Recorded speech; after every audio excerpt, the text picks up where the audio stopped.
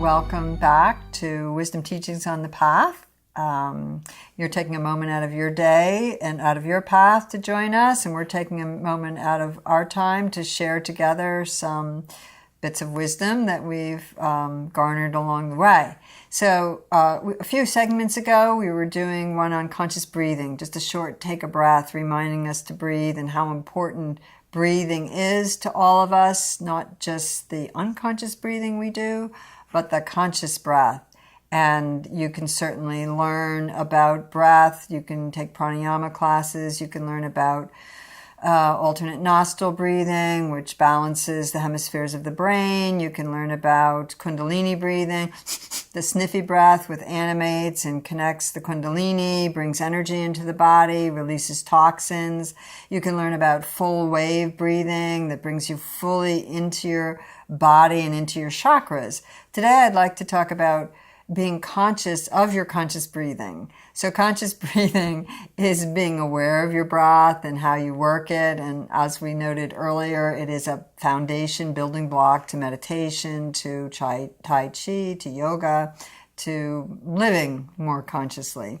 And it also is an opportunity to look at what happens to your breath when you're talking to certain people or when you're in certain situations.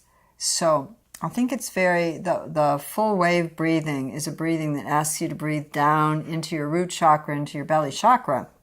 And often if you decide to consciously watch yourself when you're having exchanges and interactions during the day, you can see when your breath changes, when you're fully breathing in your lower chakras, when you're more shallow and you're just kind of in your upper chakras, when you get really anxious and the breathing gets so shallow that you hyperventilate. Maybe you don't go that extreme, but you can certainly notice changes in your breath and the way you breath once you start to work. And you can notice what affects you. How come when I'm talking to this person, my breath jumps up here, I get a little bit more anxious? How come I can't stay grounded? How come I can't stay in my lower chakras? So this is a little deeper into the practice, but you start to observe your energy centers. That's what the chakras mean, the word means. It means wheel in Sanskrit, but it's the energy centers in the body, and you start to watch when you move out of your body and what situations cause you to breathe a little bit more anxiously, or to stop breathing, to hold your breath, to stop being fully present in the moment.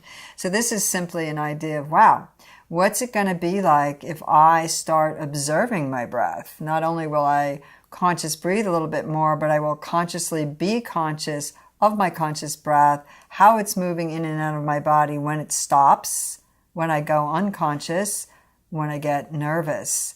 These are little tags, little clues that can help you start to understand yourself.